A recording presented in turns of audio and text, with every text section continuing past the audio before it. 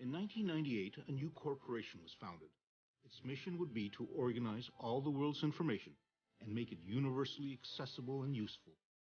It estimates it will take 300 years before it reaches that goal.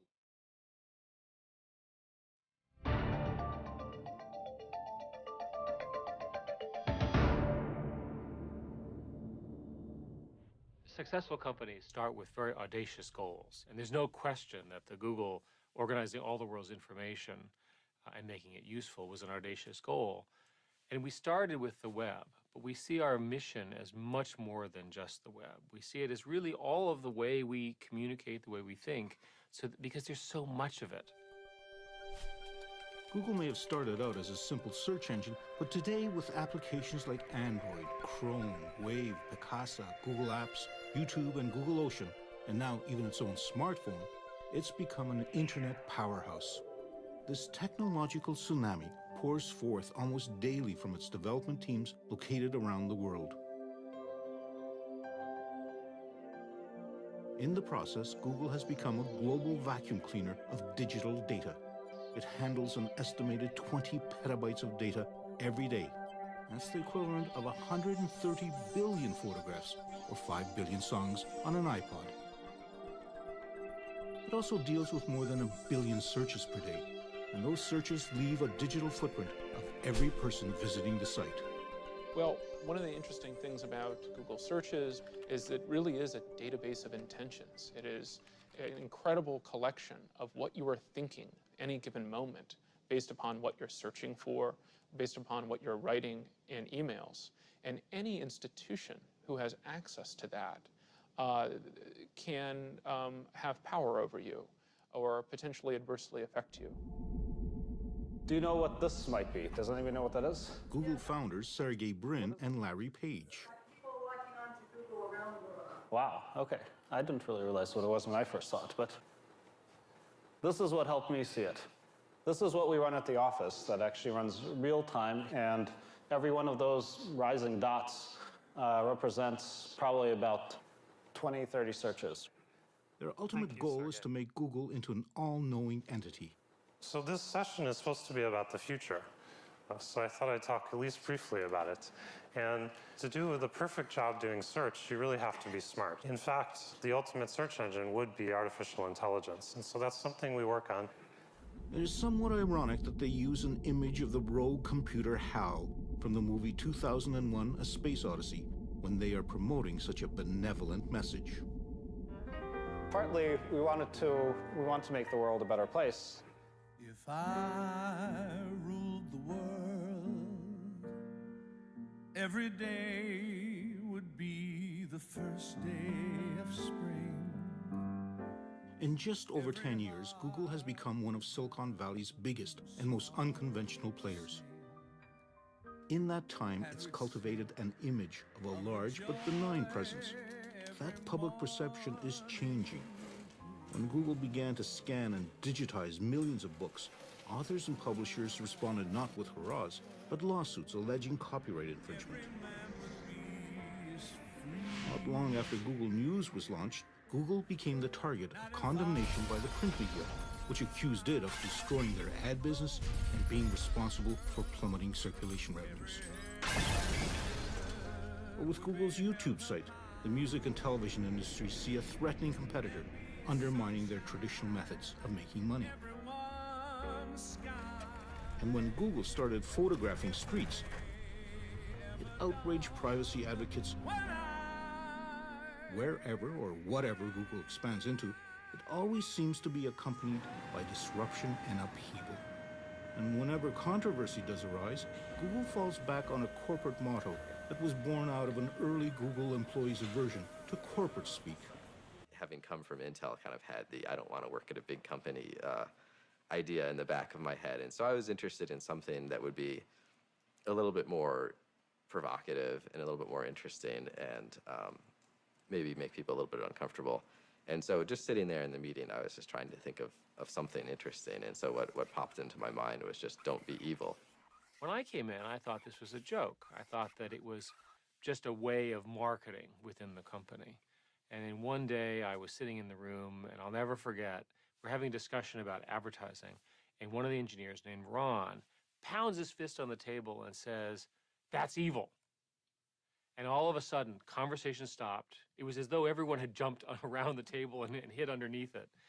And all of a sudden, it focused the conversation on whether this particular change was positive or negative for customers. We ultimately did not make the change for that reason.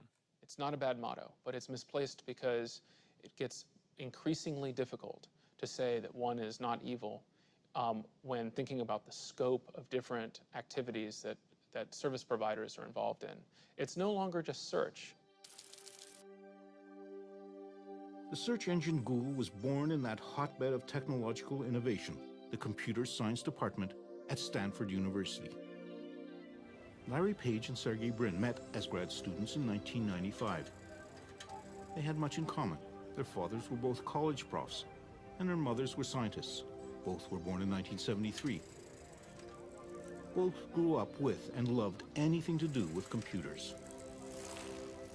Our PhD program is very selective, but it's not like when they showed up the first day, I said, oh, this is the smartest person I've seen in my life. Hector Garcia Molina was one of Sergey Brin's advisors, working with him on some data mining problems. The one thing that stood out about Sergey was his age. When I got him here as a PhD student, he was 19 years old. So that was the main thing that stuck in your mind was when you saw him as this just very young kid who knew a lot and was very smart. Sergey Brin, born in Russia, was the math prodigy who loved swimming and gymnastics. Larry Page was the inventor, looking to change the world. At some point, I don't know exactly when, they connected and started working together on the search engine. They created their earliest search engine from off-the-shelf computer components, some of which they begged and borrowed from the university, and after they maxed out their personal credit cards, they came up with some ingenious solutions to their limited finances. And then Larry discovered that he could get a better deal by buying the individual disks without the cases, and they built their own machine, and they got more storage for the same amount of money. With a structure made of toy building blocks and their secret algorithm sauce, which they called backrub, they cobbled together a revolutionary new search engine. One could immediately see that the ordering of the pages was substantially better than what AltaVista was providing. In the mid-1990s, AltaVista, like the majority of other search engines, looked only at text, ranking the results based on the number of times a keyword appeared. Larry and Sergey's search engine was far more sophisticated, with a mathematical algorithm that looked at the number of links to and from internet sites. The more links, the higher the rank. The first search I ever typed into Google was Canadian exchange rate, and it gave me exactly the right information that I ever could use about the Canadian exchange rate and so on. And I was, I hate to use the word blown away, but I was blown away by the fact that I could find exactly what I wanted so quickly. I think what they realized is that working on it in the context of a university research project didn't give them the scope and the scale that they really needed to make it work. So they said, well, let's take a leave.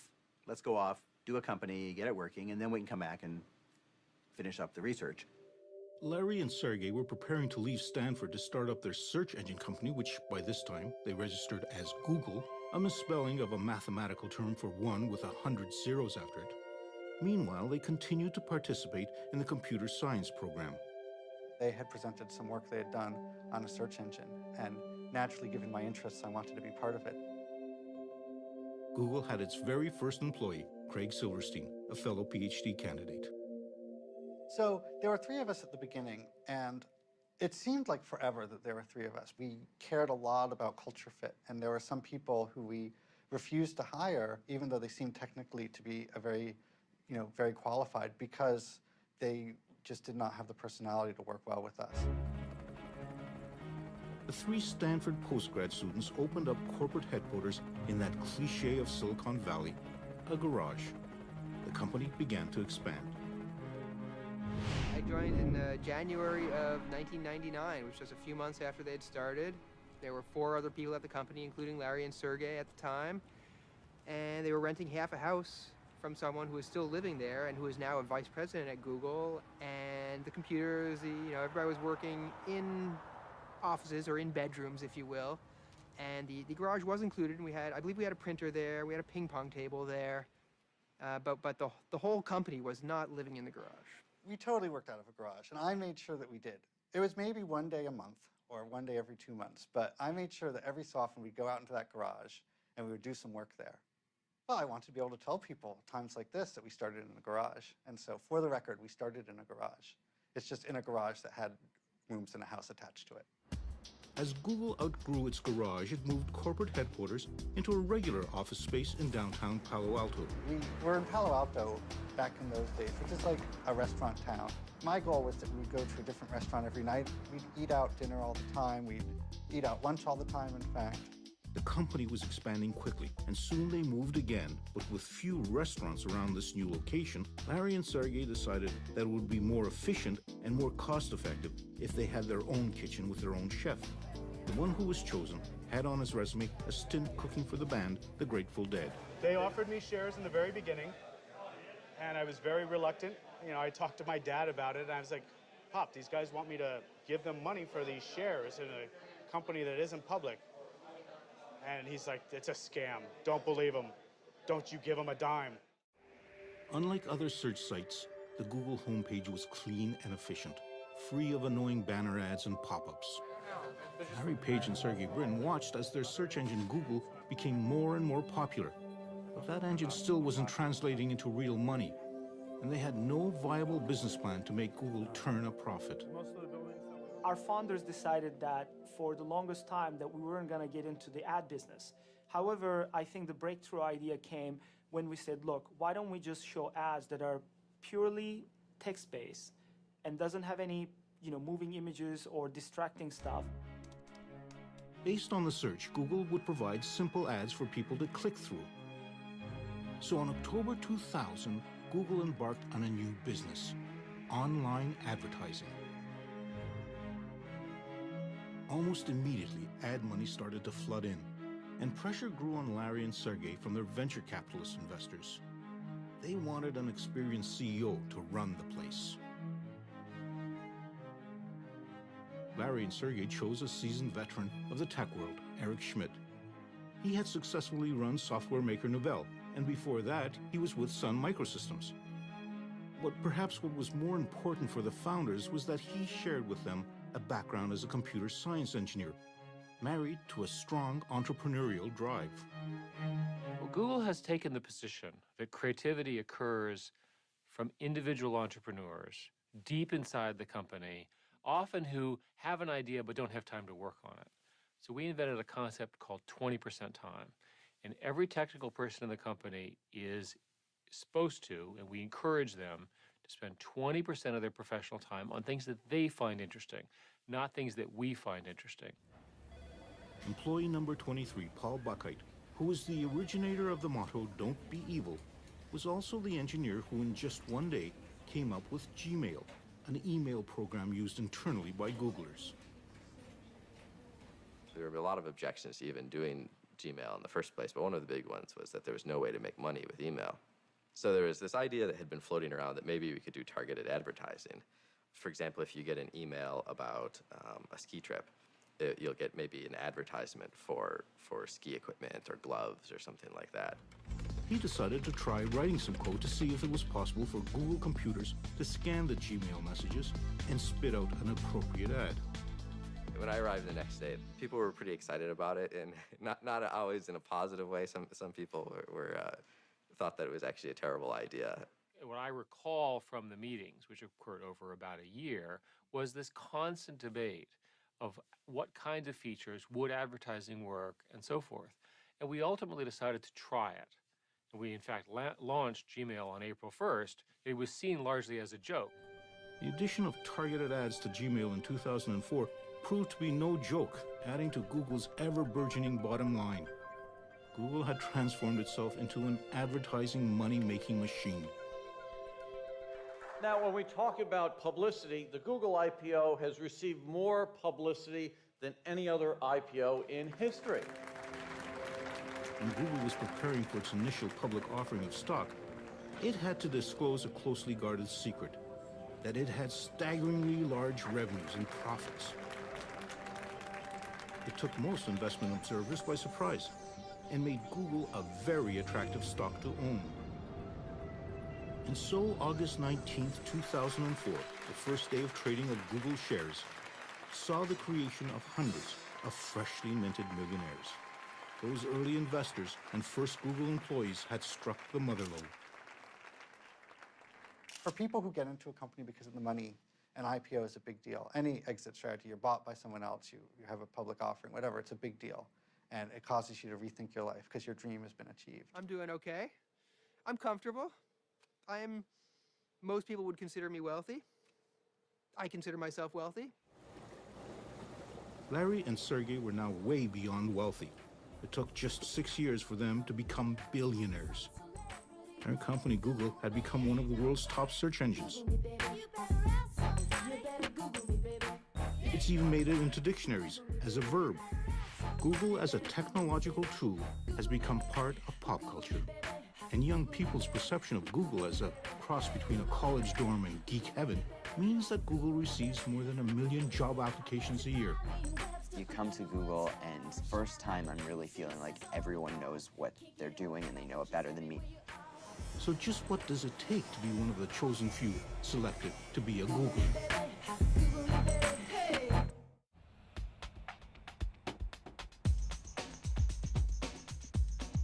The Googleplex, as it is known by the Googlers who inhabit it, are made to feel that they are the best and brightest. Deserving of the complimentary meals, the subsidized masseuse service, the free laundry, as well as the barbershop on wheels. I feel one of the greatest thing about Larry and Sergey, they were really, really smart people and they were brilliant, but I think one of the best things that they've done is they also made sure that they surrounded themselves with the best and most brilliant people that they could find. Google receives more than 1 million job applications a year. However, to join the ranks of some 20,000 worldwide Googlers requires passage through a grueling series of tests and interviews. Rajin Seth, another Stanford computer science graduate, had worked at a number of high-tech companies before approaching Google. I probably went through somewhere between 10 to 15 interviews at the time. And then finally, my last interview was with Larry.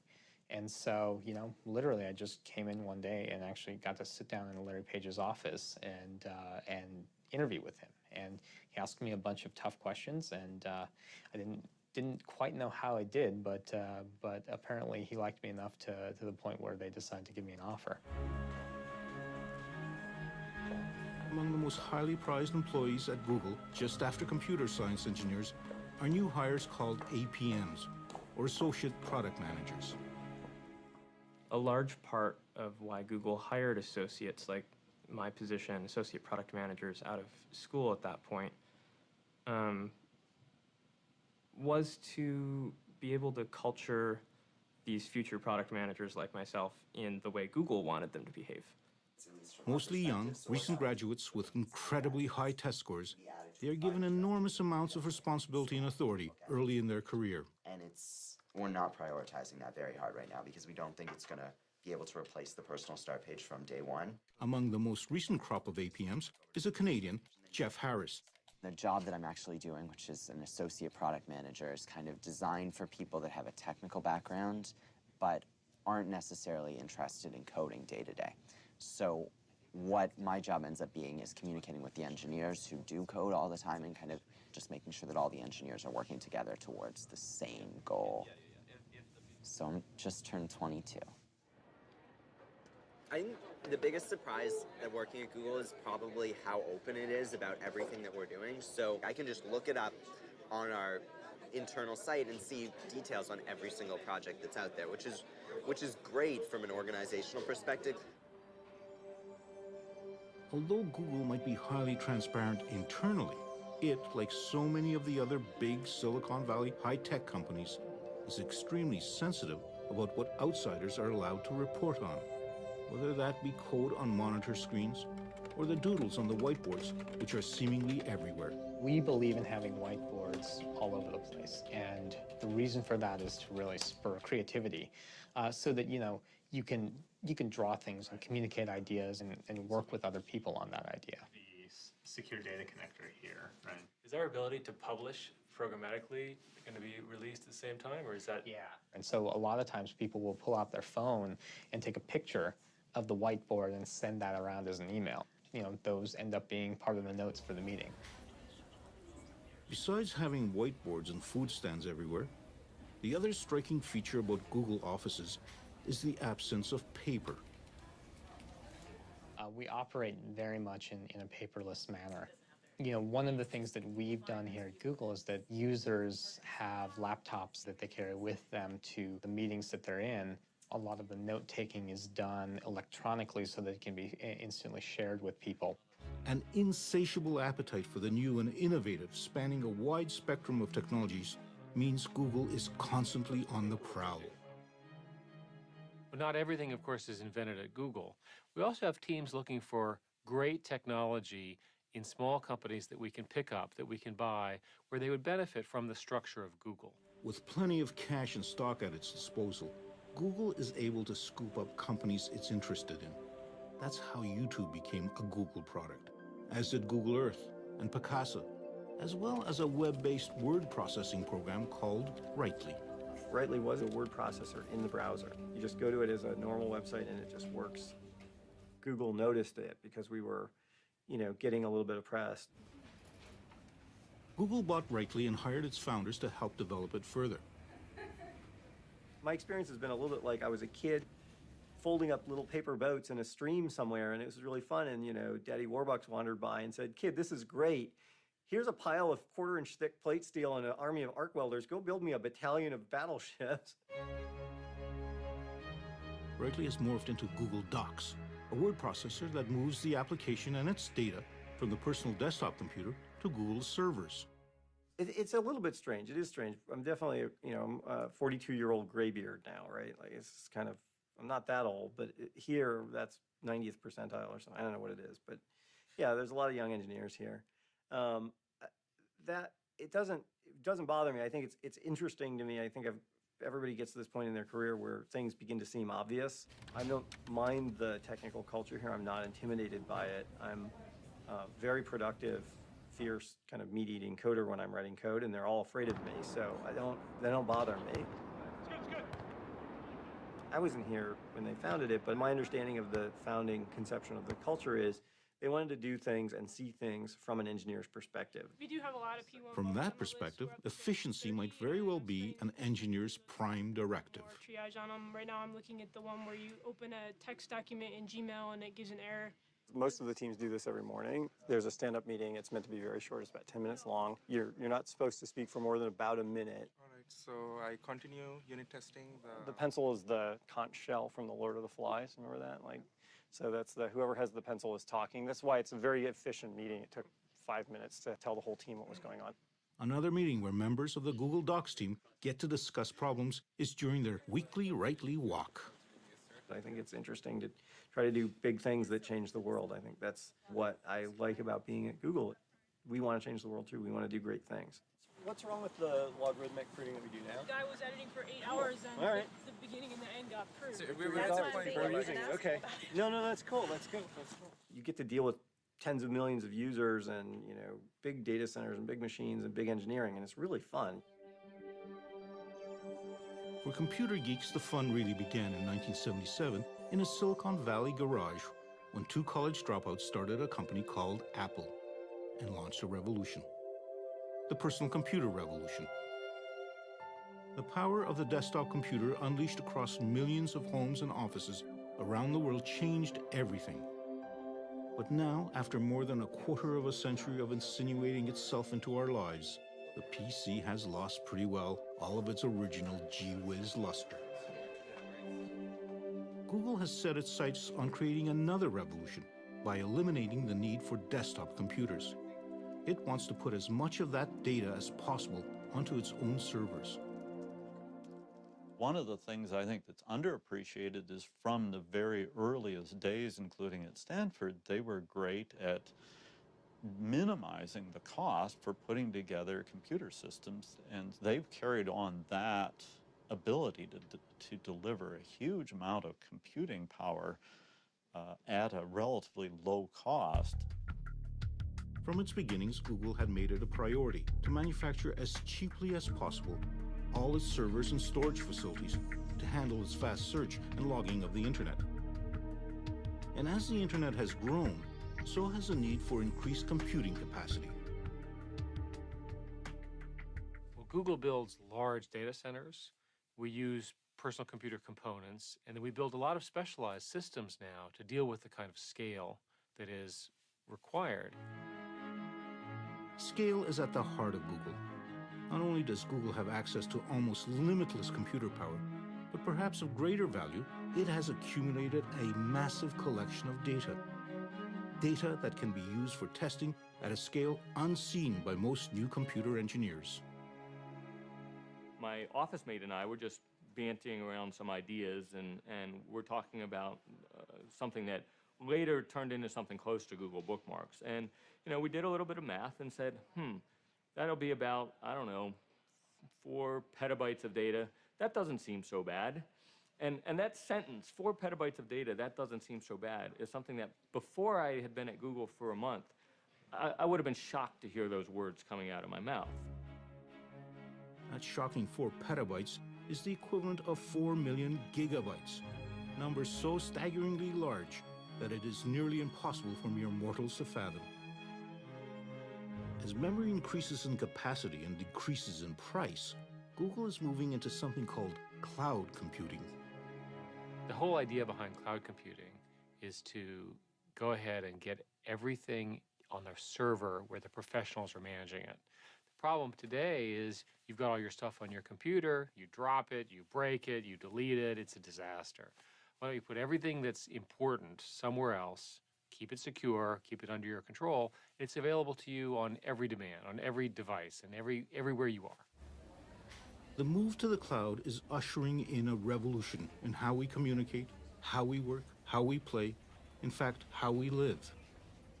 People wonder, what's going to happen to information that is mine personally? It's my bank records, my health records, whatever it is, but I don't control it. It's sitting out there somewhere I have to just trust whoever has it to not do things with it I wouldn't want. Is this move into the clouds opening a back door for governments and corporations to secretly access data about us?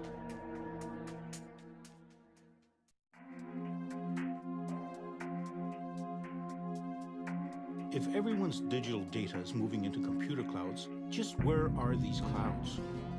One of them has touched down in the foothills of the Blue Ridge Mountains in North Carolina. This was once the heartland of American furniture manufacturing.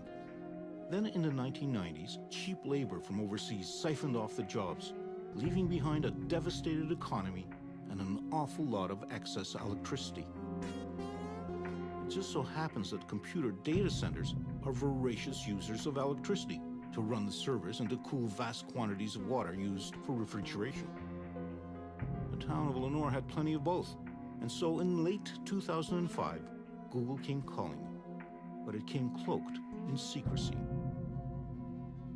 From Google's perspective, at least as I understood it, it was that the race to build these data centers is so intense, and the information, at least they see it, is so proprietary that they didn't want any of their competitors to get wind of what they were doing. T.J. Rohr is a lawyer and a member of the Lenore City Council who was involved in the closed-door negotiations with Google. They would reveal information to us that we couldn't reveal to anyone else. Google definitely had an attitude like, look, it's our way or the highway. These are the terms we're offering, take them or leave them. Desperate local and state officials were more than ready to reach a deal that would bring Google to this devastated county. They offered Google a 30-year tax break on property and equipment.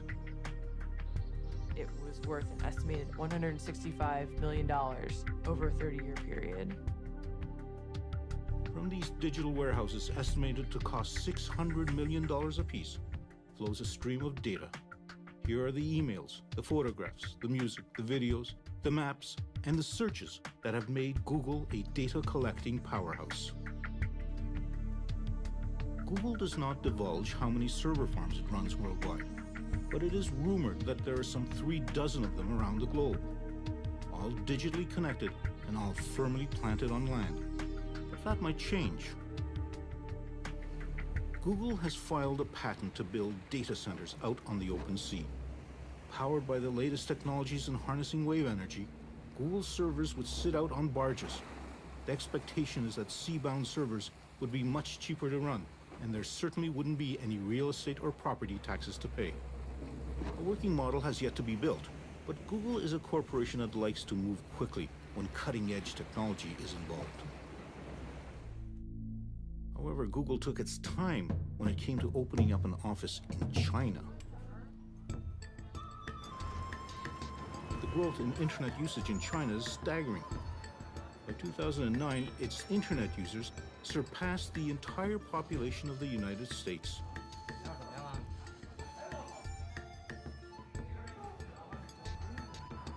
It is an exploding market made more complex by a censorious government. We were late in entering China. We were late because we were concerned about some of their content laws. In order for Google to set up an office in China, it had to agree to block certain sites from its search results. The Chinese government decides who gets past their Chinese firewall. To run Google in China, they landed Kai-Fu Lee, a senior executive at Microsoft, who was once in charge of their operations in China. In 2005, Kai-Fu Lee found himself in the role of Noogler, as new Googlers are called. When I joined Google, I used the word shock to describe what I felt I saw. And I think it's a combination of things. It's a combination of the Google values, and that's just how young and happy this company was. It's my goal to make the culture in the Google China office as close as possible to that of Google Mountain View office. It's impossible to make it exactly the same because the Chinese culture and the American cultures are different. Nothing separates these two cultures more than who is actually using the internet. The average internet user is 25 years old in China versus about 42 in the United States. So the difference is substantial, and the usage patterns is also quite different. The Chinese users, because they're younger, tend to like entertainment, games, music, video, tend to do less of searching and e-commerce.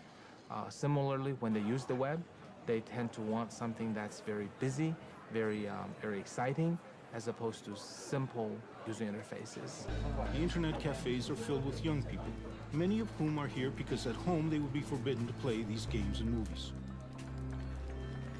What it seems is not forbidden, either here or at home, is downloading pirated music.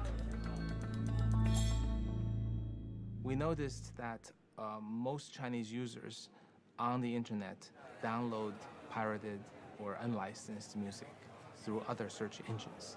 And that's become a habit, and I think most users find that to be an entitlement. So our efforts to try to build perhaps a paid per download or even a subscription service ended up with a clear conclusion they would never take off. A Google engineer and a product manager used their 20% time to come up with Google Music, a free music download that has the support of the major record labels. So we hope we found the formula that will not only be successful, popular, but also profitable for record labels and for our partner and for us. While the Chinese government appears to tolerate the pirating of music, it seems to show less patience for Google, recently accusing it of spreading pornography. Google is registered in China, so we have to follow the Chinese laws. Whatever the laws. Well, our employees are Chinese citizens. They would have to follow the Chinese laws wherever they were. Following Chinese laws meant that Google searches from within China for such things as Falun Gong, Tibet independence, or Tiananmen Square protest produced quite different results from those that appear on screens outside of China. And that's how it operated for 4 years.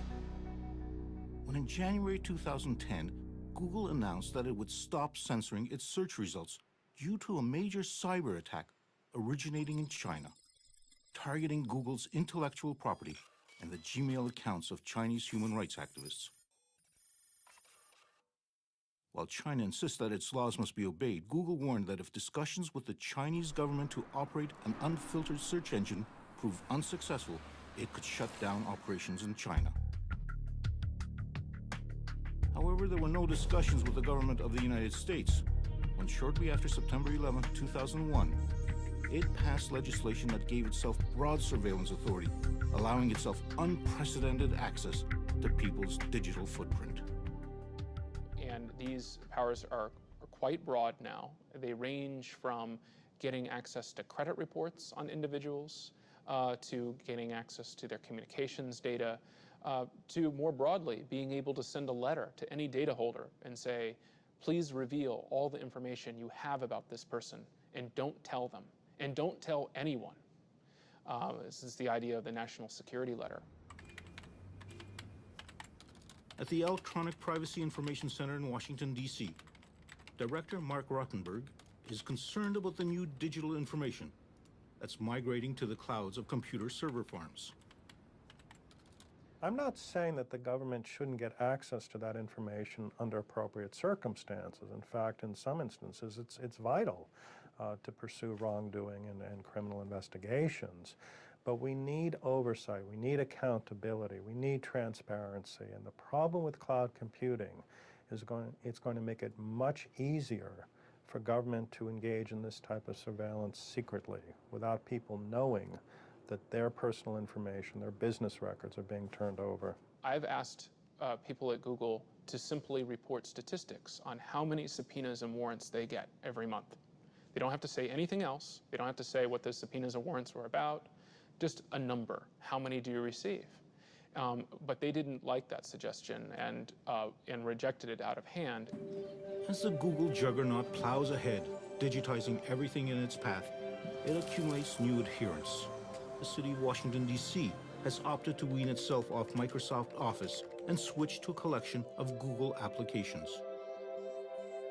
Google's offer of a cheaper, more secure, and more collaborative life in their cloud proved just too enticing to turn down. The trust issue is central to our whole brand. If Google were to violate someone's trust, the press, of course, would kill us, and all of a sudden people would withhold their information, they'd stop searching, our revenue would go down. It'd be a terrible thing, terrible for our company, terrible for them. So we take it very, very seriously. Some people don't trust this naive altruism that, we're really trying to make products that make users better. They see, some sort of agenda that we're trying to, control the world or whatever they see. But what can I say? We come out of a grad school background and we don't think like that. But Google also has to worry about a band of young upstarts ready to change the world of search. Discarding Google's original model of a data-crunching search engine, they are approaching search from a different angle. They want to harness the power of what was known as the wisdom of friends. I think that this is the place that is going to define the next several years of what the internet and world is really about. So why is it that some of the leading proponents of social search are ex-Googlers, ready and willing to challenge their ex-employer?